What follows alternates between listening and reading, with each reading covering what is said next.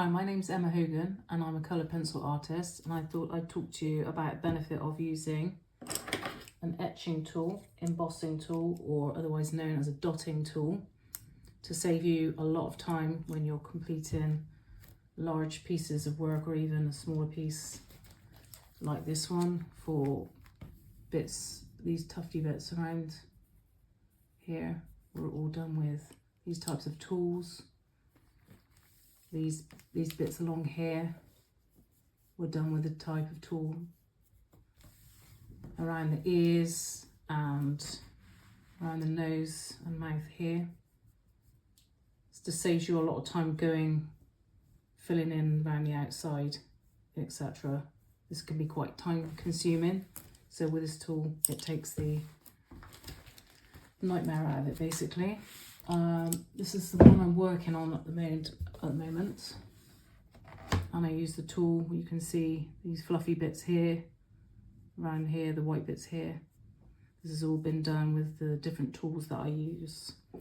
So I'll show you which tools I use and how I use them to save time.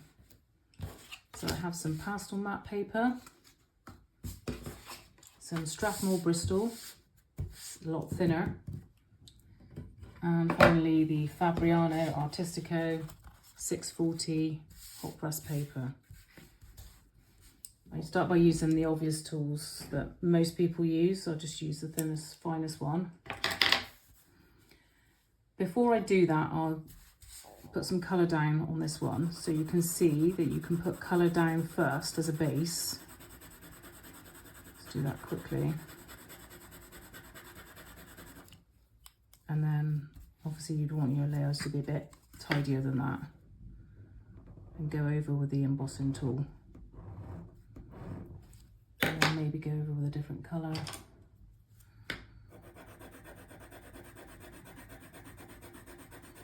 And the colour that you've got underneath will show through.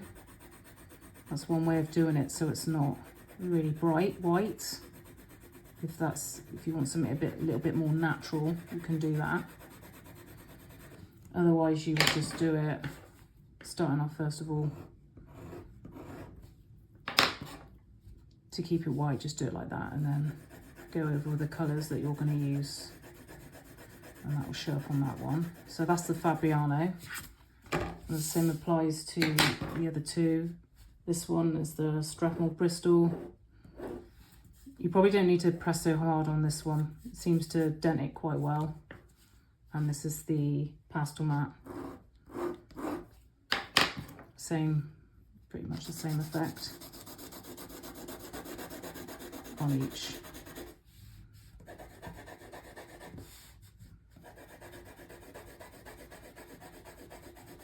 So that's the most obvious tool that people and I mostly use.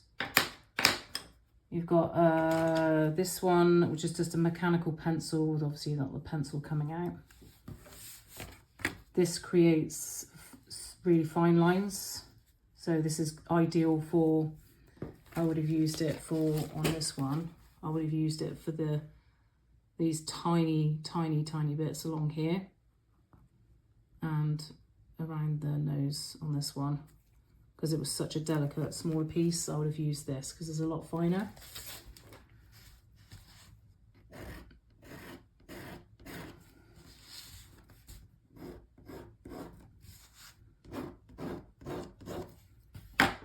These are great for, really good for whiskers. Depends how thick you want it to look, really.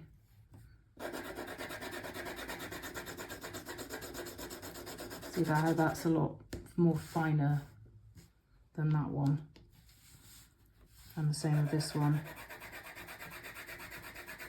It's so much more finer. Okay, so the other tool you can use is a wooden craft tool we use for modelling, and you just score it. Always remember to press hard and then lift at the end, so you're tapering off so it doesn't look, you know, rounded off on the end when you do it. Just has a more natural look. So this tool's quite nice. Once you get to use the different tools, you know what kind of effects they create, and you can use them for different parts of the fur or beard or what have you. There's also bonus tip at the end is just a standard Durant Graphic H pencil. Also, you don't want to draw that onto your paper. You get a piece of tracing paper so you can mark where you want to go, so you can see through the paper. This would be good for around the mouth and nose. And just press it down and it should leave marks if you've done it hard enough. It's just getting the balance right. There's the fine lines there. When you do this technique, you need to make sure that you've got quite a few lines, because if you do just a few spread, I mean, it's different when you're doing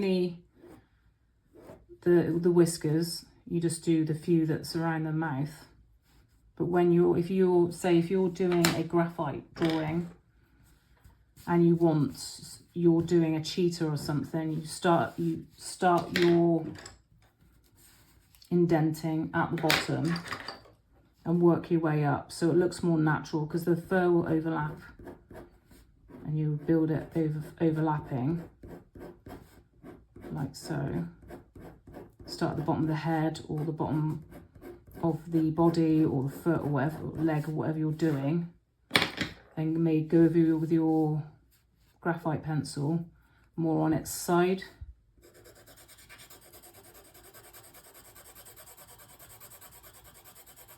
And it will create more natural looking fur with a graphite pencil.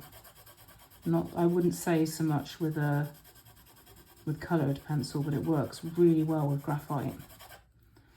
That's that technique. If you want to make these more bolder, then you would highlight around the edges. If you want to get rid of it, you fill it in with your pencil. If you don't like it, just fill in the well with a sharp pencil. Never use any solvents to fill it in, because it will just fill in the whole. It will just, if I show you with a paintbrush, it will fill in the wells, the work that you've spent ages creating, because it can be quite time consuming to make these marks as well. But overall, you don't have to fill in everything. Saves you loads of time overall. If you were to fill it in like that, you could if you're not happy with it, I suppose you could fill it in completely, but you wouldn't be able to just do a patch job like this. You would have to, because it makes it a lot darker, the solvent, you'd have to do the whole thing.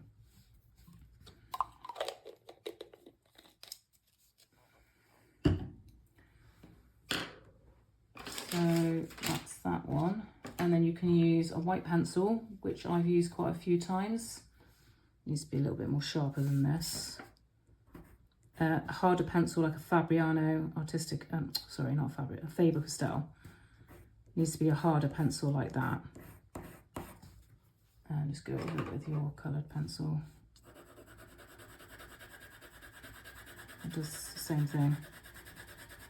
You can also, if you don't have anything like this to hand, one of these, or you can't get your hands on those, then you could use a biro, making sure the inks ran out completely, and score it like that.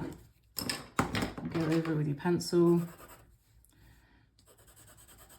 and that does just as good a job as well. But always check before you use your biro to give it a little bit of a scribble, because the ink could still be coming out. It does it sporadically. You don't want to ruin something you've taken ages to sketch out. You can also do it with watercolours as well.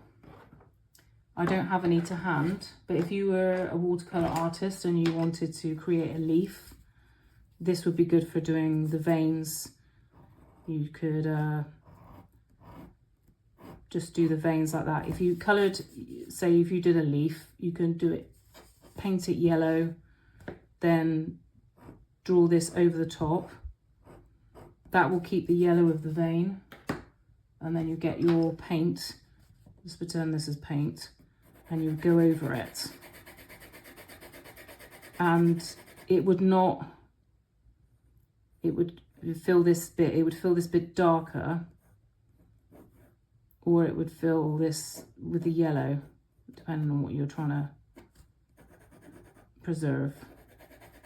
But it's just something you've got to try out and test for yourself, because I haven't used this method with watercolor. All I know is it will fill this in, these veins will go, it won't go white like this, it will go dark, so it will be little dark lines like that, because it will fill in the wells with the paint. It'll have the opposite effect basically. This will go in there and make it darker, so that'll stand out nice.